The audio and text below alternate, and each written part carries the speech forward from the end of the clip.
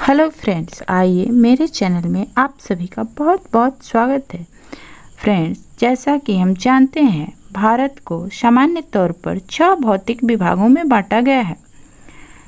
जो पहला है हिमालय पर्वत श्रेणी, दूसरा उत्तर का विशाल मैदान, तीसरा दक्षिण का पठार, चौथा तटीय मैदान, पांचवा भारतीय मरुस्थल, छठा द्वीप समूह। आज इसमें सबसे प्रमुख और सबसे पहला जो विभाजन है हिमालय की पर्वत श्रेणियाँ, इसके बारे में हम लोग डिटेल में जानकारी प्राप्त करेंगे। भारत की उत्तरी सीमा पर फैला हिमालय पर्वत श्रेणी भूगर्भीय रूप से नवीन एवं बनावट के दृष्टिकोण से मोड़दार पर्वत श्रृंखला है।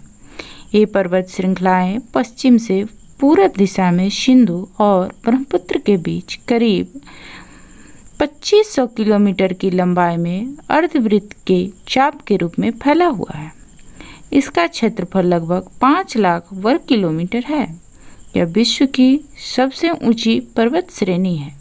इसकी चौड़ाई कश्मीर में 500 किलोमीटर एवं अरुणाचल प्रदेश में मात्र 160 किलोमीटर के बराबर है।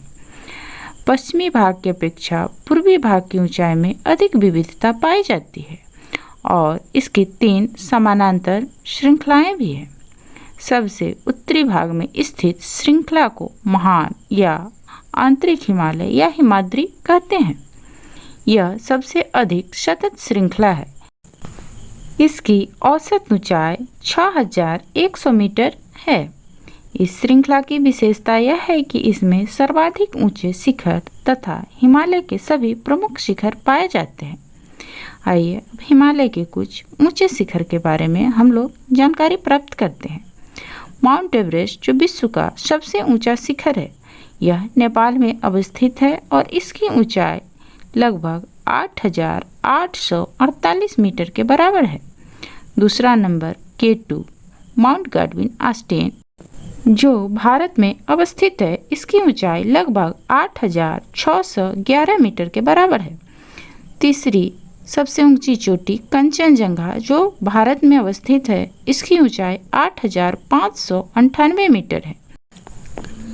मकालू शिखर जो नेपाल में अवस्थित है, इसकी ऊंचाई लगभग 8481 मीटर है। धौलागिरी जो नेपाल में अवस्थित है, इसकी ऊंचाई 8172 मीटर है।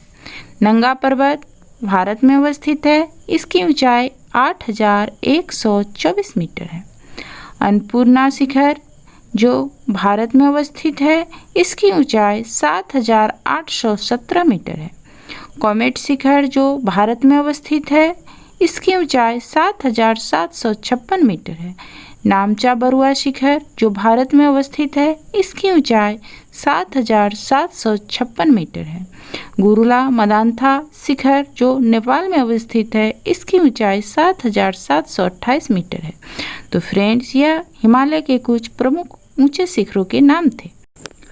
महान हिमालय या हिमाद्री का ऊपरी भाग हमेशा बर्फ से ढका रहता है तथा इससे बहुत सी हिमानियों का प्रभाव होता है। जम्मू कश्मीर के उत्तर में कुछ अन्य पर्वत श्रेणियां भी फैली हुई हैं। इसमें जास्कर पर्वत श्रेणी महान हिमालय की एक पर्वत श्रेणी है।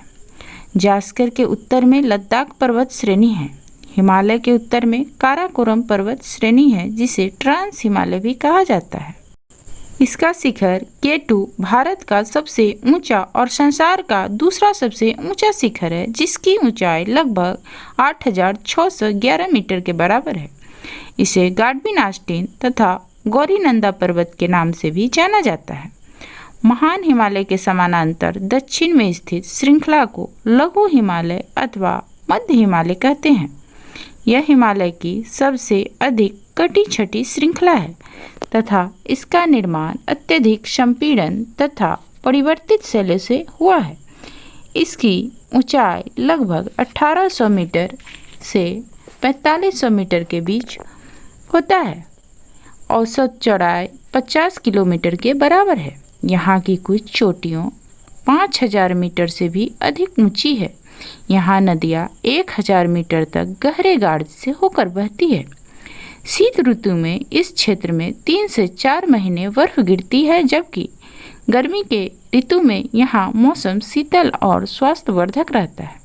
कश्मीर की पीर पंजाल श्रेणी इसी भाग में स्थित है। यहाँ के पर्यटन स्थलों में कश्मीर की घाटी, शिमला, मसूरी, नैनीताल, दार्जिलिंग आदि है। यहाँ की सभी पर्वत श्रेणियाँ घने सदाबहार वनों से ढके रहते हैं तथा इस क्षेत्र में कुछ घास के मैदान भी है, जिसे कश्मीर में मर्ग जैसे गुलमर्ग, खिलनमर्ग और सोनमर्ग के नाम से जाना जाता है।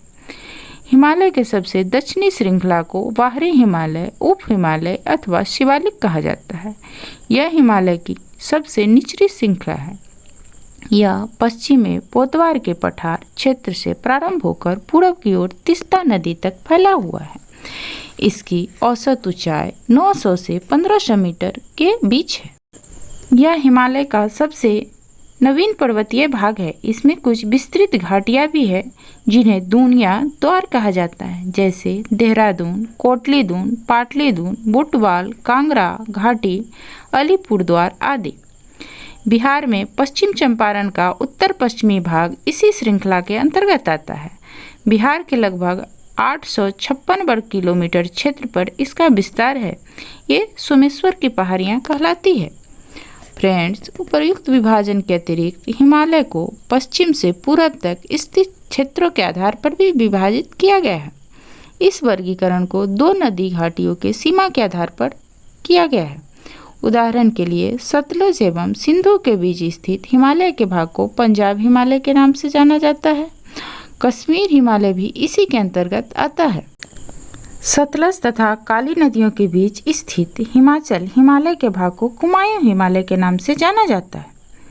काली तथा तीस्ता नदियाँ नेपाल हिमालय का एवं तीस्ता तथा दिहांग नदियाँ असम हिमालय का सीमांकन करती है। फ्रेंड्स, ब्रह्मपुत्र नदी हिमालय की सबसे पूर्वी सीमा बनाती है। दिहांग गार्ज के बाद हिमालय दक्षिण की ओर एक तीखा मोड़ बनाते हुए भारत की पूर्वी सीमा के साथ फैल जाता है, जिन्हें पूर्वांचल या पूर्वी पहाड़ियों के नाम से जाना जाता है। ये पहाड़ियाँ उत्तर पूर्वी राज्यों में हैं तथा मजबूत बलुआ पत्थरों जो अवसादी शैल से बनी हैं। ये घने जंगलों से ढकी है तथा अधिकतर समानांतर श्रृंखलाओं एवं घाटियों के रूप में फैली है। पूर्वांचल में पटकोई, नागा तथा लुसाई, मणिपुर की पहाड़ियाँ शामिल है। हिमालय की दक्षिणी ढाल बहुत ही ज़्यादा तीव्र है, जबकि उत्तरी ढलान अपेक्षाकृत कम है। इसलिए उत्तरी ढलान पर दक्षिणी ढलान की अपेक्षा हिमालयों का विस्तार अधिक है। आइए फ्रेंड्स, हिमालय का पश्चिम से पूर्व की ओर वर्गीकरण को एक बार फिर से दोहराते हैं। पहला है पंजाब हिमालय या कश्मीर हिमालय, जिसका सीमांकन सिंधु एवं सतलुज नदी के बीच किया गया है। दूसरा हिमाचल या कुमायूं हिमालय, जिसका सीमांकन सतलुज एवं काली नदी के बीच किया गया है। अगला है नेपाल हिमालय, यह काली और तीस्ता नदी के बीच अवस्थित है। चौथा वर्गीकरण है असम हिमालय, जो तीस्ता और ब्रह्मपुत्र नदी के बीच अवस्थित है। आई होप फ्रेंड्स, हिमालय पर्वत श्रेणी के बारे में यह जानकारी आप लोग को उपयोगी लगा होगा। अगर मेरा वीडियो आप लोग को पसंद आया होगा तो प्लीज़ मेरे चैनल को सब्सक्राइब कर दीजिएगा। वीडियो को फ्रेंड सर्कल में ज़्यादा से ज़्यादा शेयर करिएगा। लाइक और कमेंट करना बिल्कुल नहीं भूलिएगा। Thank you.